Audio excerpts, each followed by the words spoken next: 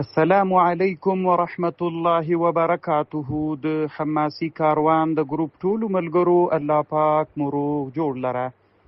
الله مو حافظ و ناصر سه. یو ورور پوښتنه کړې ده چې کومه لفظ یا کوم ذکر سړی د نعمت په مقابل کې ووایي ښه ده، یعنې شکر څه شي ته وایي. محترم وروره، علماو لیکلي دي، خصوصا امام غزالی رحمه الله په احیاء العلوم کې هلته لیکلي دي چې د نعمت شکر څه شي ته وایي. د نعمت شکر دې ته وایي محترمه چې د الله عز وجل نعمت چې د څه شي دپاره پیدا کړی ده په همغه کې استعمال کې، نو دا د الله د نعمت شکر ده.